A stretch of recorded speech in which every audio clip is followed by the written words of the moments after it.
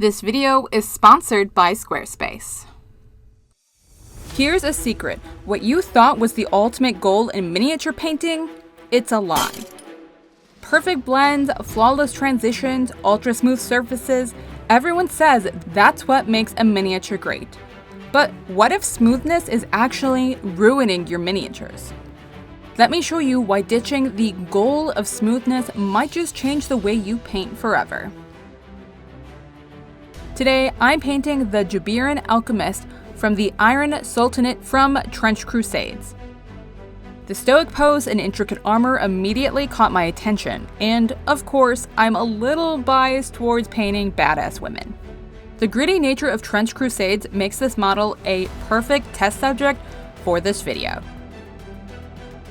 This model's armor is two-toned, featuring both silver and gold. For the silver, I'm starting with a blue-gray base, while the gold accents get a muted, desaturated tone. Then the fabric gets a coat of blood red, following the official artwork.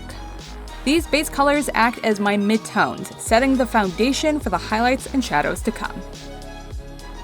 Beyond just a skill that might be wasting your time, smoothness can actually strip away the story of your model. Miniatures can be tiny works of art. Every surface tells a story. The rough texture of fabric, the scratches on armor, the wear and tear of battle. These details bring your model to life. So instead of obsessing over blending everything perfectly, let's lean into texture. But first, I'm applying a blue and brown wash to the armor. This will help add easy depth to the model and also make those tiny details like the filigree on the armor and belt easier to paint later. There are two main techniques I use when painting texture: stippling and cross-hatching. Both techniques create the illusion of blending by changing the opacity and intensity of the paint application. And when I say opacity, I don't mean like glazing. Stippling is a dotting texture, while cross-hatching uses lines which cross back and forth into an X or grid pattern. Both of these add an organic realness to the miniature, but in very different ways. For this model, I'm using the technique of stippling, which is personally my favorite between the two. Okay, let's paint. I'm applying a dark midtone to the shaded areas of my non-metallic metal, or NMM. I'm starting with more dots to create an opaque layer of paint and then applying fewer dots as I move up towards my base color and where I'll place my highlights later. This gives us the illusion of a blend while only applying straight layers of paint.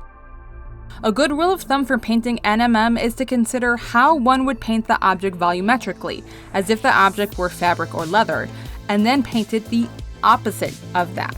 Breaking the rules of light in this way is what tricks our brain into reading something as metallic. Take the shoulder pad. If this were fabric, the bright point would be at the top center. But to create the illusion of metal, I'm instead creating a shadow down the center and painting two highlights on either side.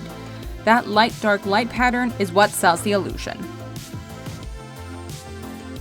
I keep darkening each area layer by layer, making each section smaller than the last. Then using my darkest color, I outline the cuts in the armor and define the filigree. Stippling works best when you place just the tip of your brush to the model and pull straight up. Pulling the brush to the side or applying too much pressure creates more of a splotchy texture than a dotted texture. Feel free to experiment until you find the perfect texture you're looking for. And while I continue to work on these shadows, let's talk about Squarespace, the all-in-one website for your business and online presence. Using Squarespace's new design intelligence, you can create your perfect website using AI tools in just minutes. Combine that with Squarespace payments, the easiest way to manage all your transactions in one place, and of course, my favorite flexible design templates with drag and drop features. Squarespace is a no-brainer for creating your perfect website. When you're ready to start, head to squarespace.com for a free trial. And when you're ready to launch, use code LYLAMEV to save 10% off your first purchase of a website or domain. Alright, back to painting. For the highlights, I take a very light yellow and dab in small concentric highlights. Again, using less coverage as the color fades into our darker layers. Basically, this is the reverse of our shadow technique. Where the transition looks too stark, I simply go back in and add a few extra dots of whatever color is missing. That's a great thing about this technique. You can very easily go back in and fix any blending areas. It's not like you're going to ruin hours of glazing. At this point, I'm ignoring all the filigree and just working on the overall armor shapes. I will go back in later and paint in the filigree separately, using the edge of my brush similar to edge highlighting. If you want to learn more, check out this video here. Once the golden armor is finished, I move on to the silver elements, following the same process. I prefer painting one element at a time because it gives me a clear vision of the final model and lets me course correct if needed. Now let's talk about the red fabric. Fabric is an excellent way to introduce texture to your miniature. As an organic material, it provides a unique opportunity to add depth and visual interest. Compare the usual smooth blends of NMM to rich, rough texture of a velvet cloak. Each different texture helps the different materials stand out and helps tell a story about your miniature. For highlight, white and yellow into my red and stipple it onto the raised folds. The trick with red is that adding white creates pink, which may or may not be what you want. For that reason, I'm only going a few steps above my mid-tone to keep it really looking red. On this model, I'm fine with the slight desaturation because it fits the lore. A battle-worn miniature shouldn't have vibrant, pristine fabric. The sun, dust, and trenches would have faded it anyway.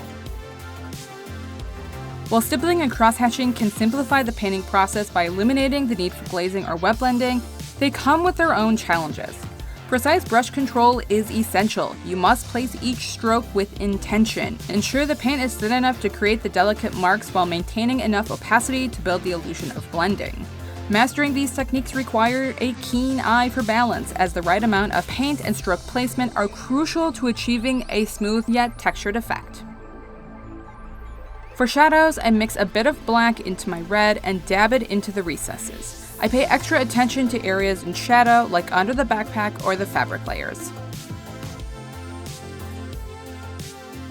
This entire miniature took me about 2.5 hours, with most of that time spent refining the non-metallic metal filigree, which, if we're being honest, isn't essential unless you're obsessive like I am. That is definitely so much faster than what I could have achieved if I was going for a flawless finish on every material.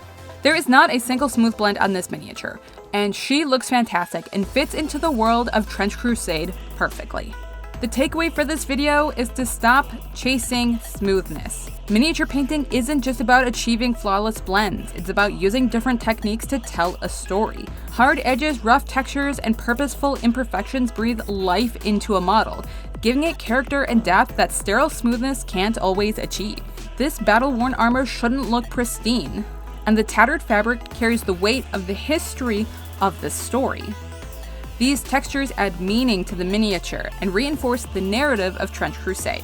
So, next time you pick up a brush, ask yourself, does this model actually need smooth blends? Or is it time to embrace the texture?